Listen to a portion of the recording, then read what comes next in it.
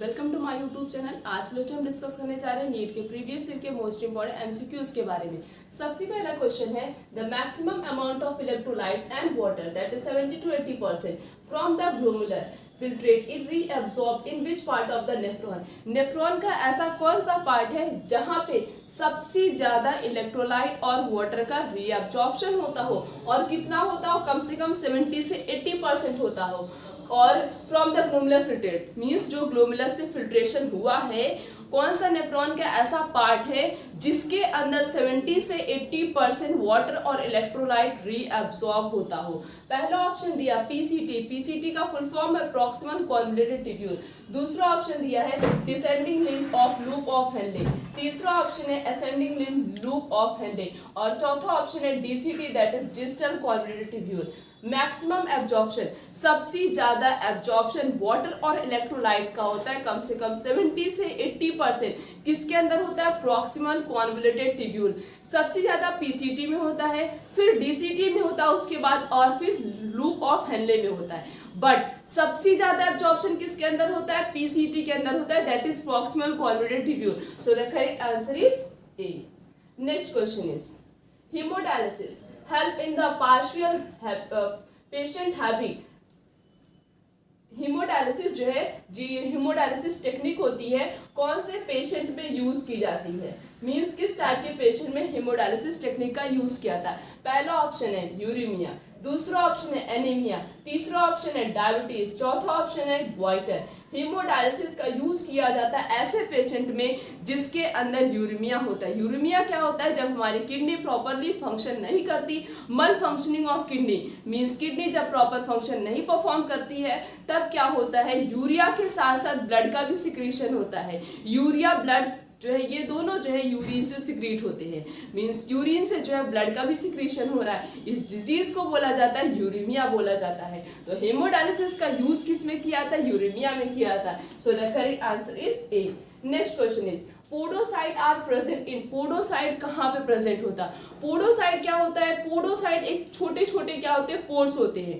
छोटा छोटा क्या होता है? पोर्स होता है, जो कि वुमेन कैप्सूल में प्रेजेंट होता है और इसे जो है फिल्ट्रेशन स्लिट भी बोला जाता है। करता क्या? ये फिल्ट्रेशन में हेल्प करता है। तो पोडोसाइट कहाँ प्रेजेंट होता है? पहला ऑप्शन है क्या वो एफरेंट आर्ट्रियोल में प्रेजेंट होता है, या फिर इफरेंट आर्ट्रियोल में प्रेजेंट होता है, या फिर पेरिट्यूलर कैपिलरीज में प्रेजेंट होता है, या फिर वुमेन कैप्सूल में प्रेजेंट होता है। पोडोसाइट जो है वो कहाँ पे प्रेजेंट होता है? वुमेन कैप्सूल में प्रेजेंट होता है। So the correct answer is D. The next question is name the blood cell whose reduction in number can cause clotting disorder leading to excessive loss of blood from the body।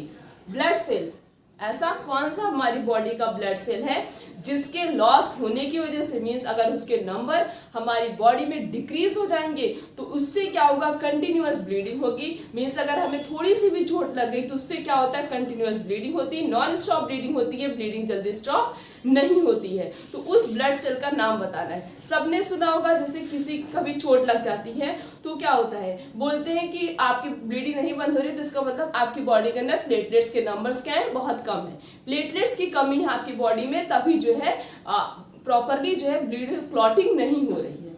तो किसकी कमी की वजह से होता है? Platelets की कमी की वजह से क्या होता है? अगर हमें जरा से भी चोट लग गई तो एक्सेसिव ब्लीडिंग होती रहती, मींस कंटिन्यूअस ब्लीडिंग होती, ब्लीडिंग जल्दी स्टॉप नहीं होती। तो सबसे पहला ऑप्शन दिया न्यूट्रोफिल, दूसरा है इरिथ्रोसाइट, तीसरा है थ्रोम्बोसाइट, चौथा है ल्यूकोसाइट। थ्रोम्बोसाइट को और क्या बोलते हैं? प्लेटलेट्स बोला जाता है। क्या बोलते हैं? Platelets. So the correct answer is B. Next question is pulmonary vein are those which. Pulmonary vein जो है किस टाइप के ब्लड को कैरी करता है, कहां से कहां तक ये कैरी करता है? पहला ऑप्शन है क्या वो कैरी करता है डीऑक्सीनेटेड ब्लड को, कहां से? लंग से हार्ट में लेके जाता है, या फिर ऑक्सीनेटेड ब्लड को हमारे लंग से हार्ट में लेके जाता है, या फिर डीऑक्सीनेटेड ब्लड को हार्ट से लंग में लेके जाता है, या फिर वो ऑक्सीनेटेड ब्लड को जो है कैरी करता है from heart to lungs. Pulmonary vein का काम क्या होता है कि ऑक्सीनेटेड ब्लड को लेके आता है। हमारा लंग क्या करता है? ऑक्सीनेटेड ब्लड प्रोवाइड करता है। लंग में क्या होता है? ब्लड और ऑक्सीजन दोनों आपस में मिक्स होते हैं। ऑक्सीनेटेड ब्लड का मतलब क्या होता है? ब्लड के अंदर ऑक्सीजन मिक्स हो उसे कहते हैं ऑक्सीजनेटेड ब्लड। तो ऑक्सीजनेटेड ब्लड को कैरी करता है कहाँ से, लंग से, किस में लेके आता है, हमारे हार्ट में लेके आता है। तो पल्मोनरी वेन का काम क्या होता है, they carry the oxygenated blood from lungs to the heart. So the correct answer is B. Next question is arrangement of leaves on a stem और ब्रांचेस इज कॉल्ड। जब लीव्स का arrangement proper way में किस पे किया जाता है, stem पे किया जाता है, और ब्रांचेस में जो अरेंजमेंट होता है लीव्स का उसे क्या कहते हैं। पहला ऑप्शन है, क्या उसे वेनिएशन कहते हैं, या फिर वर्नेशन कहते हैं, या फिर इन्फ्लोरेसेंस कहते हैं, या फिर फाइलोटैक्सी कहते हैं। पढ़ा होगा मॉर्फोलॉजी ऑफ फ्लावरिंग प्लांट में, फाइलोटैक्सी में, कि जब लीव का अरेंजमेंट प्रॉपरली जो है स्टेम और ब्रांचेस में होता है उसी प्रॉपर्टी को क्या बोला जाता है, phyllotaxy. So the correct answer is D. Next question is stamen attached to petals are. जब स्टेमन और पेटल्स दोनों एक दूसरे से, बहुत सारी स्पीसीज ऐसी होती हैं जिनका स्टेमन और पेटल एक दूसरे से अटैच होता है, उसे क्या कहते हैं। पहला ऑप्शन है, क्या उसे इपीपेटलस कहते हैं, या फिर उसे इपीफाइलस कहते हैं, या फिर इपीसेप्लस कहते हैं, या फिर सब कहते हैं। जब स्टेमन पेटल से अटैच होता है उसे क्या बोला जाता है, इपीपेटलस। क्या बोलते हैं, epipetalous. So the correct answer is A. Next question is when gynosium are present in the topmost position of thalamus, the ovary is known as। Thalamus जो है उनकी पोजीशन के अकॉर्डिंग उसको 3 क्लासेस में क्लासिफाई किया गया। कौन कौन सा, हाइपोगाइनस, पेरिगाइनस एंड इपीगाइनस। तो जब गाइनोसियम टॉप पोजीशन पे, मीन्स उनका रिप्रोडक्टिव पार्ट टॉप पोजीशन में प्रेजेंट होता है, बाकी सारे पार्ट लोअर पोजीशन में प्रेजेंट होते, उसे क्या बोलते हैं, इस टाइप के थैलमस को बोला था हाइपोगाइनस। क्या बोलते हैं, हाइपोगाइनस। और हाइपोगाइनस की ओवरी कैसी होती है, अब टॉप पोजीशन पे है तो कोई चीज टॉप होती है तो उसे क्या बोलते हैं, सुपीरियर बोलते हैं। तो इसकी ओवरी कैसी होती है, सुपीरियर होती है। So the correct answer is D. The next question is maximum nutrition diversity is found in the group of. सबसे ज्यादा न्यूट्रिशन डाइवर्सिटी कौन से ग्रुप में प्रेजेंट होता है, क्या वो मोनेरा में प्रेजेंट होता है, या फिर प्लांटे में प्रेजेंट होता है, या फिर फंगी में प्रेजेंट होता है, या फिर एनिमेलिया में प्रेजेंट होगा। जहाँ पे यू बैक्टीरिया के बारे में दिया गया वहां पे नीचे लिखा गया है कि बहुत सारी ऐसी स्पीसीज होती हैं जो क्या करती हैं, किसी भी सब्सटेंस को दोबारा से रिसाइकल करती है। तभी तो हमारे इस इकोसिस्टम से कोई भी न्यूट्रिएंट की क्वालिटी कम नहीं हो रही, मींस खत्म नहीं हो रही है, रिसाइकल होती रहती है वो। और रिसाइकलिंग का काम किस में होता है, कौन से किंगडम में होता है, किंगडम मोनेरा में होता है। और अगर उसके क्लासेस की बात की जाए तो 2 क्लासेस उसको क्लासिफाई किया गया मोनेरा को, आर्की बैक्टीरिया, यू बैक्टीरिया, और यू बैक्टीरिया से वो बिलोंग करता है। तो सबसे ज्यादा न्यूट्रिशन डाइवर्सिटी किस में होता है, मोनेरा में होता है। So the correct answer is A. Next question is membrane bound organelles are absent in सब में से ऐसी कौन सी स्पीसीज है जिसके पास मेम्ब्रेन बाउंड ऑर्गेनिल्स नहीं प्रेजेंट होता है। फर्स्ट ऑप्शन इज, क्या प्लाज्मोडियम उसके पास होता है, सैक्रोमाइसिस सर्वेसिस के पास भी होता है, क्लाइमेडोमोनास के पास भी होता है, बट स्ट्रेप्टोकोकस के पास कोई भी मेम्ब्रेन बाउंड ऑर्गेनिल्स नहीं प्रेजेंट होता है। एब्सेंट किसके पास होता है, स्ट्रेप्टोकोकस के पास। So the correct answer is C. Next question is food reserve in Rhodophyta is. Rhodophyta में फूड जो है किसके फॉर्म में रिजर्व होता है। पहला ऑप्शन है, क्या वो फोलिडिन स्टार्च के फॉर्म में रिजर्व होता है, या फिर मैनिट्रोल के फॉर्म में रिजर्व होता है, या फिर ल्यूकोसिन के फॉर्म में रिजर्व होता है, या फिर इन सब के फॉर्म में रिजर्व होता है। फूड जो है रिजर्व होता है रूडोफाइटा में, किसके फॉर्म में रिजर्व होता है, फोलिडिन स्टार्च के फॉर्म में। रूडोफाइटा को क्या बोला जाता है, कॉमनली रेड एल्गी। और रेड एल्गी में फूड किसके फॉर्म में स्टोर होता है, फोलिडिन स्टार्च के फॉर्म में स्टोर होता है। So the correct answer is A. Next question is which pigment is found in Phaeophyceae. कौन सा पिगमेंट, इन सब में से ऐसा कौन सा पिगमेंट जो फियोफाइसी के पास प्रेजेंट होता है। पहला ऑप्शन है क्लोरोफिल ए, सी एंड फ्यूकोजैंथिन, या फिर क्लोरोफिल ए, डी और वाइल्वोक्सिथिन, या फिर बीटा कैरोटीन और फाइकोसाइनिन प्रेजेंट होता है, या फिर इन सब में से कोई नहीं प्रेजेंट होता है। पिगमेंट प्रेजेंट होता है किसके पास, फियोफाइसी के पास, दैट इज क्लोरोफिल ए, सी और फ्यूकोजैंथिन पिगमेंट प्रेजेंट होता है। कौन सा पिगमेंट होता है, क्लोरोफिल ए, सी और फ्यूकोजैंथिन। तो ये क्वेश्चन, ये दोनों क्वेश्चन कौन से चैप्टर का है, ये दोनों जो है प्लांट किंगडम से है। किससे है, प्लांट किंगडम से पूछे गए हैं। तो प्लांट किंगडम से भी बहुत सारा क्वेश्चन पूछा जाता है, पिगमेंट से रिलेटेड क्वेश्चन सबसे ज्यादा पूछा जाता है। और किसके फॉर्म में फूड स्टोर होता है, जो 3 टाइप ऑफ एल्गी दी गई हैं बुक में। तो photosynthetic pigment common to all algae, ऐसा कौन सा फोटोसिंथेटिक पिगमेंट है जो सभी एल्गी में कॉमन होता है। पहला ऑप्शन है क्या क्लोरोफिल बी और कैरोटीन होता है, या फिर क्लोरोफिल ए और बी, और या तो फिर जो है क्लोरोफिल ए और कैरोटीन, या फिर क्लोरोफिल और जैंथोफिल। फोटोसिंथेटिक पिगमेंट जो कि सभी एल्गी में कॉमन होता है वो होता है क्लोरोफिल ए और कैरोटीन। ये जो है सभी एल्गी में प्रेजेंट होता है, चाहे जिस टाइप मीन्स फोटोसिंथेटिक एल्गी में ही प्रेजेंट होगा। सभी प्रकार की फोटोसिंथेटिक एल्गी में जो है क्लोरोफिल ए और कैरोटीन पिगमेंट प्रेजेंट होता है। So the correct answer is C.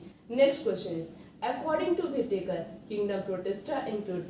Whittaker ने 5 किंगडम क्लासिफिकेशन दिया था, तो उनका जो दूसरा क्लासिफिकेशन था दैट इज प्रोटिस्टा।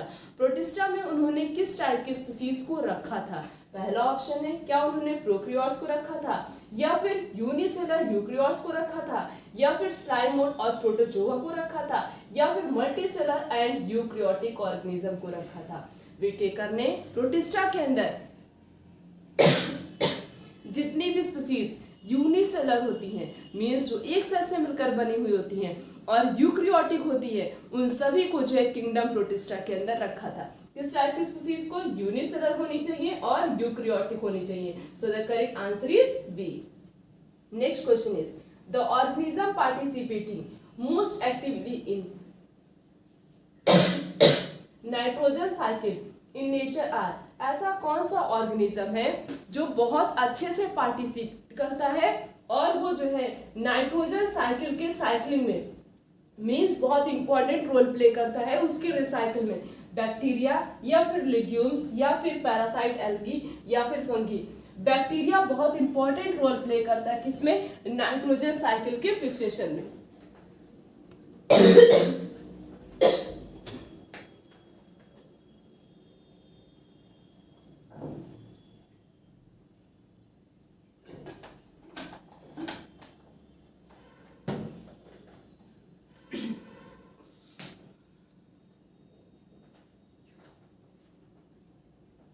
तो बैक्टीरिया क्या करता है, बहुत अच्छा रोल प्ले करता है, बहुत इंपॉर्टेंट रोल प्ले करता है किसमें, नाइट्रोजन साइकिल की रिसाइकलिंग में। सो the correct answer is A, that is bacteria. Next question is which of the following is the only group of organism capable of using inorganic compound as a source of energy।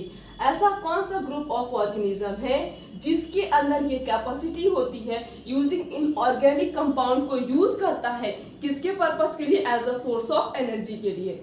अब fungi use करता है, या फिर केमोऑटोट्रॉप्स करता है, या फिर ये दोनों करते हैं, या फिर इन समझ से कोई नहीं करता। केमोऑटोट्रॉप्स क्या होते हैं, ऐसे स्पीसीज जो केमिकल की हेल्प से मीन्स उनकी बॉडी के अंदर जब फूड का प्रिपरेशन होगा, फूड प्रिपेयर होगा तो किसी ना किसी रिएक्शन की वजह से होगा। तो इनऑर्गेनिक सोर्स ऑफ एनर्जी का यूज कौन करता है, जितने भी स्पीसीज फूड को प्रिपेयर करते, फूड इनटेक करते by the help of chemoautotrophs. So the correct answer is B. Next question is artificial system of classification classifies plant on the basis of. Artificial system of classification जो है वो species को किसके base पे classify करता है। पहला option है क्या एक से ज्यादा कैरेक्टर के बेस पे करता है, या फिर फाइलोजेनेटिक ट्रेंड के बेस पे करता है, या फिर ऐसे species many naturally existing character means जितनी भी स्पीसीज नेचर से बिलोंग करती और वो खत्म हो चुकी उन पे करता है, या फिर इस समझ से कोई नहीं करता। Artificial system of classification plant को क्लासिफाई करता है एक से ज्यादा कैरेक्टर। जैसे प्लांट के पास एक से ज्यादा कैरेक्टर प्रेजेंट होते, अगर देखा जाए उनका हैबिटेट हम देख सकते हैं, कौन सी वो हैबिटेट में सर्वाइव करते हैं, उनके सेल का नेचर कैसा होता है, वो न्यूट्रिशन कौन सा यूज करते हैं, किस टाइप का न्यूट्रिशन में परफॉर्म होता है, इन सब के बारे में हम स्टडी करेंगे। तो आर्टिफिशियल सिस्टम जो है क्लासिफाई करता है प्लांट को on the basis of more than 1 character. So the correct answer is A, that is 1 to 2 character. Next question is the dominant part in the life cycle of protista and fungi is mostly. Fungi में और protista में dominant part कौन सा होता है उनके life cycle का? क्या वो हैप्लॉन्टिक होता है, या फिर डिप्लॉन्टिक होता है, या फिर हैप्लोडिप्लॉन्टिक होता है, या फिर डिप्लोहैप्लॉन्टिक होता है? प्रोटिस्टा और फंगी में सबसे ज्यादा डोमिनेंट पार्ट जो होता है उनकी लाइफ साइकिल का वो होता है कौन सा? हैप्लॉन्टिक। क्या होता है? Haplontic. So the correct answer is A. Next question is हमें ये बताना है इन समझ से ऐसी कौन सी स्पीसीज है जो मोनोसियस होता है। मोनोसियस बात की जाए बायो में तो उसका मतलब होता है बाइसेक्सुअल, और अगर जो है डाइसियस की बात की जाए तो उसका मतलब क्या होता है? यूनिसेक्सुअल। तो यहाँ पे मोनोसियस की बात की गई मीन्स बाइसेक्सुअल। बाइसेक्सुअल का मतलब ऐसी स्पीसीज जिसके अंदर मेल और फीमेल दोनों प्रेजेंट हो। क्या पपाया होता है, या फिर मार्चेंटिया होता है, या फिर पाइनस, या फिर साइकस? पाइनस एक ऐसी स्पीसीज है जिसके अंदर मेल और फीमेल दोनों प्रेजेंट होता है means pinus is a bisexual. So the correct answer is C. तो हमने इस पूरे लेक्चर में नीट के प्रीवियस ईयर के मोस्ट इंपॉर्टेंट एमसीक्यूज के बारे में डिस्कस किया। आने वाले लेक्चर में इस तरीके से और बहुत सारे अच्छे एमसीक्यूज के बारे में डिस्कस करेंगे, क्योंकि जितना ज़्यादा हम क्वेश्चन सॉल्व करेंगे उतने अच्छे से हमारा चैप्टर क्या होगा? क्रिस्टल क्लियर हो जाएगा। तो आज का लेक्चर यहीं तक। Thank you.